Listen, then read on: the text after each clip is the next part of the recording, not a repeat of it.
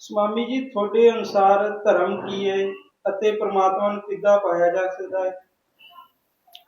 धर्म श्रीमद् भगवत गीता के अनुसार धर्म जो है भगवान श्री कृष्ण गीता के चौथे अध्याय के 34वें में कहते हैं कि जो ईश्वर है परमात्मा तद विद्धि प्रणिपातेन परिप्रश्नेन सेवया उपदेक्षन्ति ते ज्ञानम ज्ञानिनः तत्वदर्शिनः। परमात्मा के तत्व स्वरूप का दर्शन करना ही धर्म है। जैसे समय के जब पूर्ण सदगुरु संत मिलते हैं तो वो हृदय का ये जब दसम द्वार है, तीसरा नेत्र जिसको कहते हैं, इसको खोलकर अंतर जगत में ही परमात्मा का दर्शन कराते हैं और परमात्मा को देख लेना ही धर्म है। रामचरितमानस में भी यही बात कही गई है कि श्री गुरु चरण सरोज रज निज मन मुकुर सुधार वर्ण और अकबर विमल जस जो दायक फलचार। जब आपको ऐसे समय के पूर्ण गुरु मिलेंगे तो आपको चार पदार्थों का ज्ञान कराएंगे। सबसे पहले परमात्मा के तत्व स्वरूप का दर्शन कराएंगे, दूसरा ईश्वरीय वाणी जिसे हम अनाहत वाणी कहते हैं उसका श्रवण कराएंगे, श्वासों में चलने वाले अव्यक्त नाम को जिसको अव्यक्त अक्षर कहा गया है उसका हमें सुमिरन करने की विधि बताएंगे, और चौथा है वो अमृत जिसको प्राप्त करने के लिए आज हम संसार में भटकते हैं।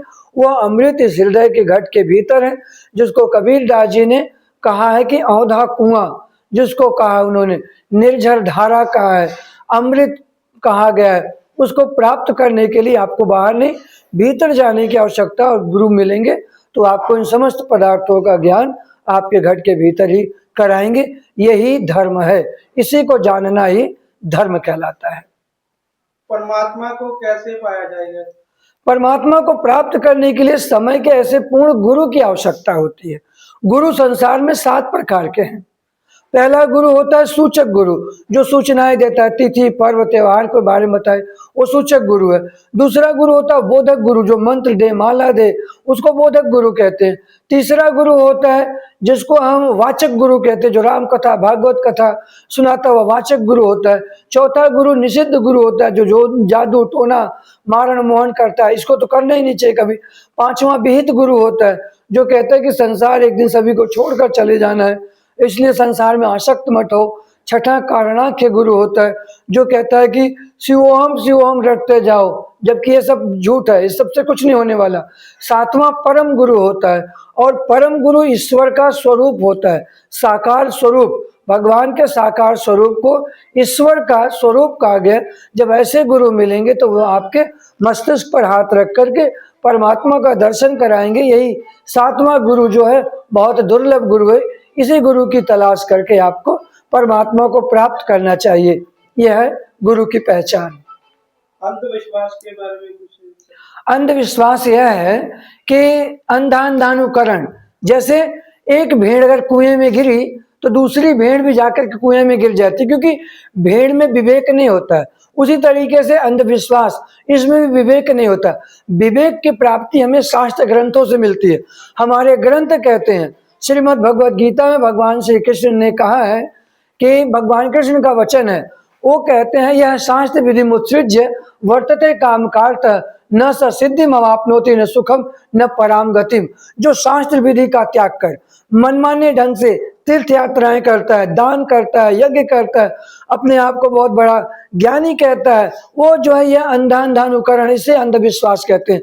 ग्रंथों के आधार पर जब आप चलोगे तो आपके जीवन में शास्त्र सम्मत गुरु मिलेंगे, और गुरु की पहचान होती है मस्तिष्क पे हाथ रखकर आपके हृदय कपाट के द्वार को खोलकर भीतर जाने का मार्ग बताएंगे, बाहर का नहीं। उघर ही विमल विलोचन ही है के मिटे ही दोष दुख भव रजनी के। ये जो अज्ञान अंधकार है, जो ये अंधविश्वास है, इसको खत्म करने के लिए आपको अपने घट के भीतर जाना होगा, न कि बाहर। इसलिए भीतर जाइए, बाहर तो सब झूठ है, सब दिखावा है, आडंबर है, यही अंधविश्वास है। भीतर जाने का मार्ग समय के पूर्ण गुरु देते हैं। जो गुरु इस मार्ग को प्रदान करता है उसी को मैं नमस्कार करता हूं। और ऐसे हमारे श्रोत्रिय ब्रह्मनिष्ठ गुरु हैं बाबा आशुतोष सांबर महाराज जी, जो पार ब्रह्म सायुज्य शरणमेमी के संस्थापक और संचालक हैं। बाबा जी महाराज जी समय के पूर्ण गुरु, 7वें गुरु हैं, और उन गुरु के चरणों में मैं प्रणाम करके इसी महान ज्ञान को मार्ग को आज मैं प्रदान करता हूँ, इसी का संदेश देता हूँ। आपकी समूह संगत को आपका कोई संदेश। जी, मेरा यही कहना है सिर्फ कि यदि आप जो है कि किसी भी प्रकार से संसार में अगर आप अपने जीवन यापन कर रहे हैं तो निश्चित रूप से आप ठोकर खाएंगे ही खाएंगे, भटकेंगे इधर उधर। इसलिए आपको ईश्वर को प्राप्त करना होगा सबसे पहले, क्योंकि यह अविद्याम उत्सृज्य वर्तते काम कारतः न ससिद्धिम अवाप्नोति। वो अविद्या है, संसार में व्याप्त जो कुछ भी अविद्या है वो बहिर्मुखी है। अंतर्मुखी होइए, पहले अंतर अपने आप को जानो। आत्मज्ञान, आत्मज्ञान मतलब स्वयं का ज्ञान। जब स्वयं का ज्ञान होगा तो भीतर से परमात्मा आपको प्रकाश देगा, क्योंकि इस ज्योति को जानने के बाद बाहर प्रकाश होता है और बाहर विवेक की प्राप्ति होती है और व्यक्ति भौतिक जगत में भी और जो है कि सुख शांति के साथ जीवन यापन करता है। इसलिए आपको भीतर जाना होगा, बाहर नहीं।